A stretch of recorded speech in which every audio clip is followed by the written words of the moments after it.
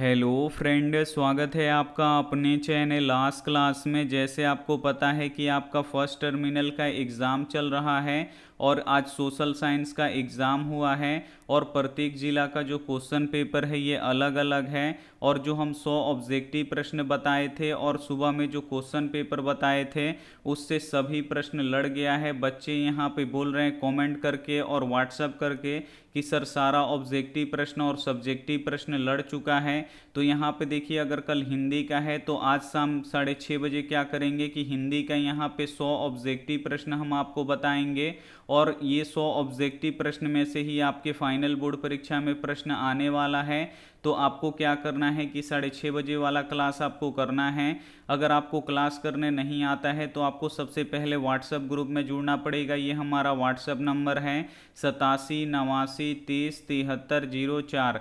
इस पे आपको बोलना है कि सर मुझे ग्रुप में जोड़ दीजिए, तो हम आपको ग्रुप में जोड़ देंगे। अब यहाँ पे देखिए, एक सोशल साइंस का यहाँ पे क्वेश्चन पेपर है फर्स्ट टर्मिनल का, तो इसका हम यहाँ पे आंसर की बताएंगे और आपको यहाँ पे पता चलेगा कि जो सर पढ़ाए हैं बिल्कुल वही यहाँ पे प्रश्न आया हुआ है। तो आइए शुरू करते हैं पहले नंबर प्रश्न से।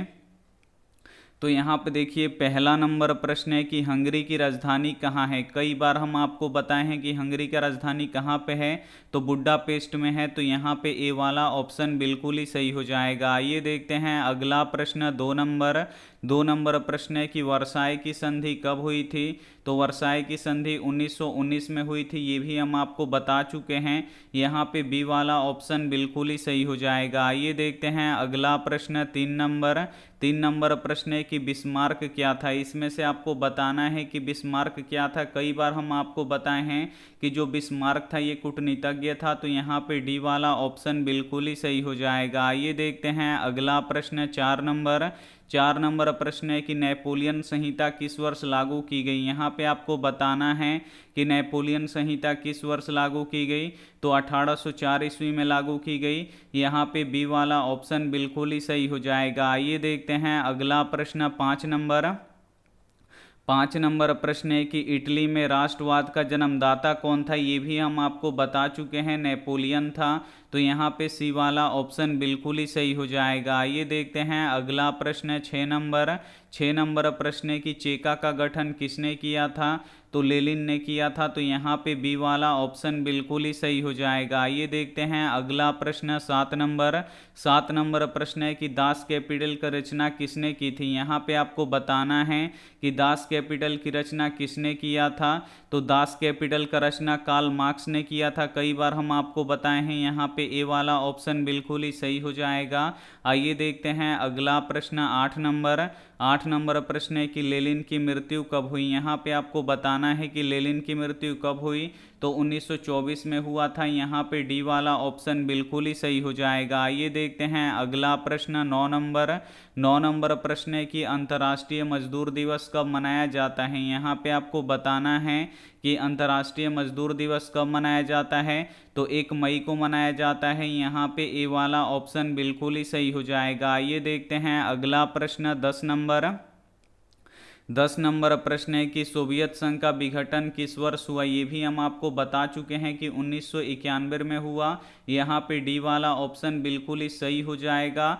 तो यहाँ पे देखिए, जितना भी हम आपको पढ़ाए हैं बिल्कुल उसी में से सभी प्रश्न आया है। आप लोग पेपर से भी मिला सकते हैं। तो यहाँ पे देखिए, अब अगला प्रश्न यहाँ पे 11 नंबर कि निम्न में से कौन सामाजिक विभाजन का आधार नहीं है। ये भी हम आपको बता चुके हैं कि मानवता नहीं है। यहाँ पे सी वाला ऑप्शन बिल्कुल ही सही हो जाएगा। आइए देखते हैं अगला प्रश्न, 12 नंबर प्रश्न है कि 16वीं लोकसभा में महिलाओं की संख्या कितनी थी। तो 61 थी, लेकिन इसमें 61 ऑप्शन नहीं है। तो इसका आंसर क्या होगा हमें पता नहीं है। अगर आपको पता है, यहाँ पे देखिए 16वीं लोकसभा में महिलाओं की संख्या 61 थी, लेकिन इसमें 61 ऑप्शन में नहीं है। तो आप लोग हमें कमेंट करके जरूर बताइएगा। यहाँ पे 13 नंबर प्रश्न देखिए कि राष्ट्रीय महिला आयोग अधिनियम कब बना था। ये भी हम आपको बता चुके हैं कि 1990 में बना था। यहाँ पे डी वाला ऑप्शन बिल्कुल ही सही हो जाएगा। आइए देखते हैं अगला प्रश्न, 14 नंबर प्रश्न है कि संघ सरकार का उदाहरण है। तो संघ सरकार का उदाहरण कौन सा है। तो अमेरिका है। यहाँ पे ए वाला ऑप्शन बिल्कुल ही सही हो जाएगा। यहाँ पे जो पढ़ाए हैं बिल्कुल वही आया है। अब यहाँ पे देखिए 15 नंबर प्रश्न है कि इंग्लैंड में महिलाओं को वयस्क मताधिकार कब प्राप्त हुआ। तो 1918 में प्राप्त हुआ, लेकिन 1918 इसमें ऑप्शन में नहीं है, तो ये भी ऑप्शन यहाँ पे गलत दिया हुआ है। अब यहाँ पे देखिए 16 नंबर प्रश्न है कि भारत में कितने राज्य हैं। तो भारत में 28 राज्य हैं। कई बार हम आपको बताए हैं, यहाँ पे बी वाला ऑप्शन बिल्कुल ही सही हो जाएगा। अब यहाँ पे 17 नंबर प्रश्न देखिए कि ग्राम पंचायत का कार्यकाल कितने वर्षों का होता है। तो 5 वर्षों का होता है। कई बार हम आपको बताए हैं, यहाँ पे बी वाला ऑप्शन बिल्कुल ही सही हो जाएगा। यहाँ पे 18 नंबर प्रश्न देखिए कि ग्राम कचहरी का प्रधान कौन होता है। तो सरपंच होता है। यहाँ पे डी वाला ऑप्शन बिल्कुल ही सही हो जाएगा। यहाँ पे 19 नंबर प्रश्न देखिए कि निम्न में से कौन केंद्र शासित प्रदेश है।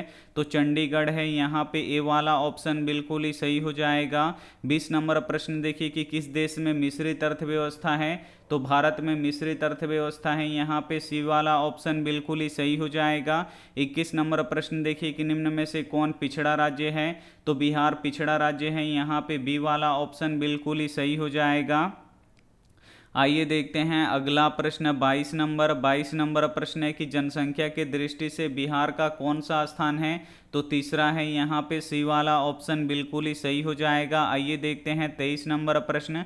23 नंबर प्रश्न है कि भारत में नीति आयोग कब बना। नीति आयोग का स्थापना कब हुआ। तो 2015 में हुआ। कई बार आपको बताए हैं। यहाँ पे सी वाला ऑप्शन बिल्कुल ही सही हो जाएगा। 24 नंबर प्रश्न देखिए कि बिहार में कितने प्रतिशत लोग कृषि पर निर्भर हैं। तो 80% लोग निर्भर हैं। तो यहाँ पे डी वाला ऑप्शन बिल्कुल ही सही हो जाएगा। 25 नंबर प्रश्न देखिए कि भारत एक राष्ट्र है। तो भारत एक विकासशील राष्ट्र है। यहाँ पे बी वाला ऑप्शन बिल्कुल ही सही हो जाएगा। यहाँ पे 26 नंबर प्रश्न देखिए कि पूंजी का पारिश्रमिक क्या है। तो लाभ है, इसे आपको याद रखना है। यहाँ पे सी वाला ऑप्शन बिल्कुल ही सही हो जाएगा। 27 नंबर प्रश्न देखिए कि बिहार के किस जिले की प्रति व्यक्ति आय सर्वाधिक यानी सबसे अधिक है। तो पटना जिला का है। यहाँ पे ए वाला ऑप्शन बिल्कुल ही सही हो जाएगा। 28 नंबर प्रश्न देखिए कि ऊर्जा का मुख्य स्रोत क्या है। तो कोयला है। यहाँ पे ए वाला ऑप्शन बिल्कुल ही सही हो जाएगा। 29 नंबर प्रश्न देखिए कि भारत में कितने प्रकार की मृदा यानी मिट्टी पाई जाती है। तो 6 प्रकार की पाई जाती है। तो यहाँ पे सी वाला ऑप्शन बिल्कुल ही सही हो जाएगा। 30 नंबर प्रश्न देखिए कि आधुनिक सभ्यता का ऋण किसे कहते हैं। तो लोहा को कहते हैं। तो यहाँ पे बी वाला ऑप्शन बिल्कुल ही सही हो जाएगा। 31 नंबर प्रश्न देखिए कि राष्ट्रीय जल नीति भारत में कब लागू हुई। तो 2002 में लागू हुई। यहाँ पे सी वाला ऑप्शन बिल्कुल ही सही हो जाएगा। 32 नंबर प्रश्न देखिए कि ताप विद्युत केंद्र कहाँ पे है। तो बरौनी में है। यहाँ पे बी वाला ऑप्शन बिल्कुल ही सही हो जाएगा। और 33 नंबर प्रश्न देखिए कि काली मृदा का दूसरा नाम क्या है। तो काली मृदा का दूसरा नाम रेगुन मृदा होता है। कई बार आपको बताए हैं। इसमें से यहाँ पे देखिए जितना भी ऑब्जेक्टिव प्रश्न है, इसमें से मात्र 2-3 को छोड़ के बाकी सब हम आपको पढ़ा चुके हैं। और आपको अगर आप लोग बढ़िया से पढ़े हैं तो आपको ये सभी प्रश्न याद भी होगा। तो आप लोग यहाँ पे कमेंट करके बताइएगा कि आप परीक्षा में कितना अपना ऑब्जेक्टिव सही करके आए हैं। आइए देखते हैं अगला प्रश्न 34 नंबर प्रश्न है कि निम्न में से कौन अधात्विक खनिज का उदाहरण है। इसमें से आपको बताना है कि कौन अधात्विक खनिज का उदाहरण है। तो अभ्रक है। यहाँ पे सी वाला ऑप्शन बिल्कुल ही सही हो जाएगा। 35 नंबर प्रश्न देखिए कि एशिया का सबसे बड़ा परमाणु विद्युत गृह कहाँ पे है। तो तारापुर में है। हम आपको बता चुके हैं। यहाँ पे ए वाला ऑप्शन बिल्कुल ही सही हो जाएगा। 36 नंबर प्रश्न देखिए कि किस राज्य में वन का सबसे अधिक विस्तार है। तो मध्य प्रदेश में। हम आपको बता चुके हैं। सी वाला ऑप्शन बिल्कुल ही सही हो जाएगा। 37 नंबर प्रश्न देखिए कि अभ्रक की कितनी किस्में होती हैं। तो अभ्रक की 3 किस्में होती हैं। यहाँ पे ए वाला ऑप्शन बिल्कुल ही सही हो जाएगा। यहाँ पे 38 नंबर प्रश्न देखिए कि मैग्नीज के उत्पादन में विश्व में भारत का कौन सा स्थान है। तो तीसरा स्थान है।